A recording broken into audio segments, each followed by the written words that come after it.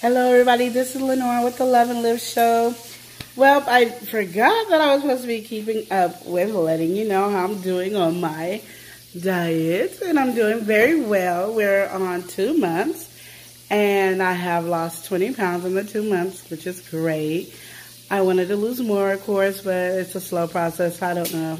Been working out, doing water aerobics, doing stuff like that. But in the midst of doing this, what I love the most about doing this is family. I'm not doing it by myself, and that is what makes this journey so much easier. My kids are doing it with me. My husband is doing it with me. Okay, he lost a group of pounds. I think he lost like 65, 70 pounds. Yay for my husband. Yes, he's awesome. My son, he lost like 40 and looking like he's getting a little too skinny. Talking about he got a couple of more pounds to lose. So I just wanted to say that the journey, sometimes you don't have to do it alone. And if you have a house full of people in your household, they can go on the journey with you. You discuss it before you do it. You guys come up with a plan, and then you stick with it. We've been able to do different stuff. It's just been amazing what we've been able to do and enjoy. And so I wanted to keep that updated for you guys to let you know that we are on our journey. I don't know how much my daughter lost. I forgot to check that before I got on with you guys. But she's even doing it with me. That's my little heart. She's like my girl. She's my daughter. She's my ace boon. And I'm a person that do not feel that you should be your kid's best friend, because I think for me it's hard for your child to separate the differences. When they look at it as a friend, they will step over boundaries as those friendship, because they're like, my mama's my best friend, so then they go over these boundaries, and you don't want that. So you want to keep that to yourself. So I'm over here cooking, trying to get some stuff done.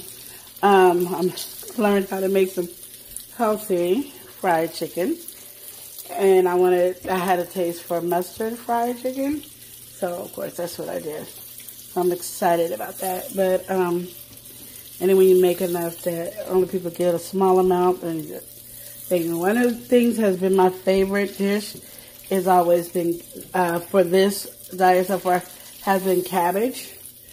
I probably have cabbage every day until I have greens for that one day. I've had cabbage soup. I've had cabbage, everything. So just wanted to keep you guys updated on that and do stuff with family. I think people forget that family is awesome to deal with. And I know people look at me and go, well, you don't even deal with a lot of your family members. Doesn't mean I don't love them.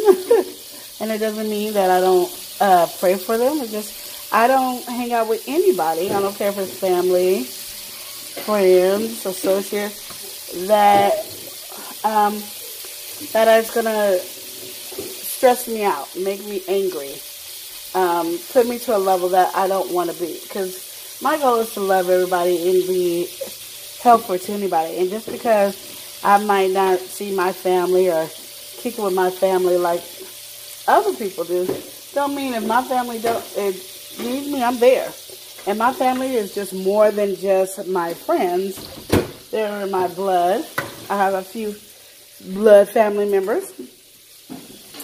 But like I said, I have noticed that even with my kids, people tend to not connect.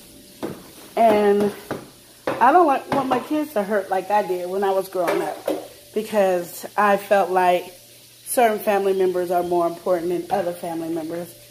And I don't agree with that. Like, I try to treat everybody the same. Ta-da, light.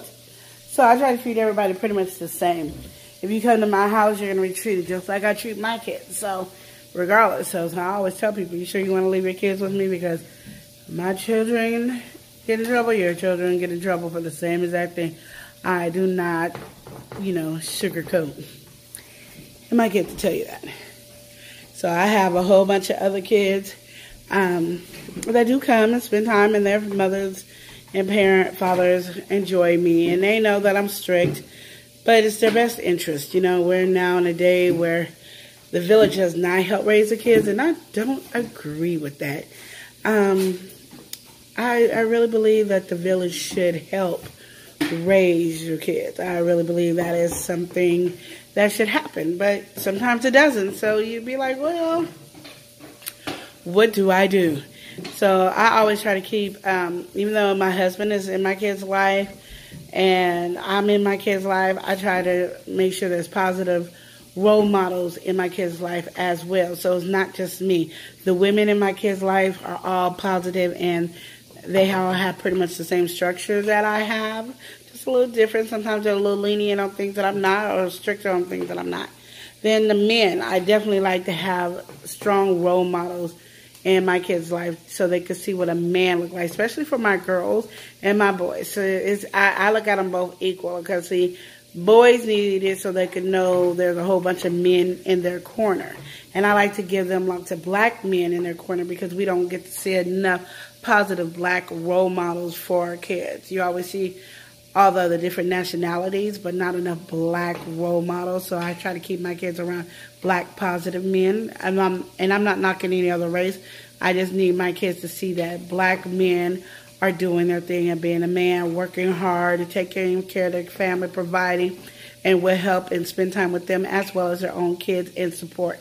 Those are very important things. And then I also want my daughter to see how black men should be treating, and any nationality should be treating, a woman and taking care of and support. But there's more negativity when it comes to black men than there are of any other race. So I like my kids to see the positive of black men. Yes, there's negativity in every race, but it's not shown. You know what I mean? But there's definitely always shown positivity of every race except for black people. And my family and my kids need to see black people doing their thing, not just seeing white people do their thing. Asians, Japanese, you know, Chinese, Italians, Russian, German, they need to see black people doing the thing. It's not to knock anybody else down, but you guys, every nationality, you get to see positive role models in their race except for us. So that's where mine is. And my kids might be high yellow, but they need to see it. You know, they need to understand there's no difference from them being high yellow to being dark. There's no difference. We are all one, and we are who we are. You need to love Yahweh. You need to spread love to everybody. You need to encourage people. And understand that people might not love you because you love Yahweh. Understand that people might not agree with us because they have their own opinion. But that's their opinion, you know. And I also let them know that, you know, just the different things in life. You know, my kids, I'm very blunt with my kids.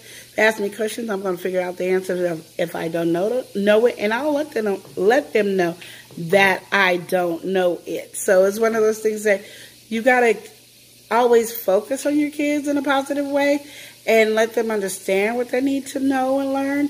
And also, I'm raising my kids to be entrepreneurs because I believe that they can be. And I believe anybody, especially our black culture, can be entrepreneurs because we have it in our genes. And we were able to make $2 and stretch it into millions. So why we can't make the $20 or the $100 that we get now and stretch it into billions, you know? So it's a positive. It's not to put down any other race. But for some reason, sometimes I feel like as we're black, we have to defend our race more. And I don't want to defend, but I want to educate that I love my black race, but I love every other race too. But my black race is the one that's not being promoted in a positive way. Even I was even telling my kids back when I was younger, our rap was totally different. It was always uplifting black people. We were always uplifting. They had Run DMC, we had Public Enemy, we had KRS-One, and they talked about positivity. They weren't talking about women in derogatory terms. It wasn't all about the money. It was about how to build a community, how to support one another and love one another, not being jealous of one another. It was a different kind of support. And it's like nowadays, we're trying to go back into slavery days. And it's like, Our race will work harder for other races than they will for ourselves, where every other race will work harder for their race than everybody else. So you don't see, like if a white family has a business and an Asian family has a business and Chinese family have a business, their family is all working in that business and it's a family unity, and the family's going to work their butt off harder for this family's business than anything else.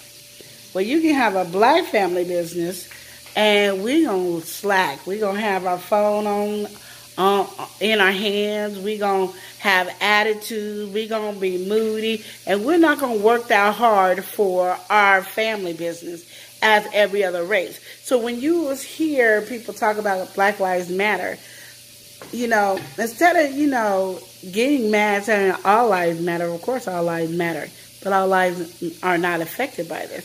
Instead of saying even that, say, I agree, Black Lives Matter. What do you need to do? What do you need me to do to help you with Black Lives Matter?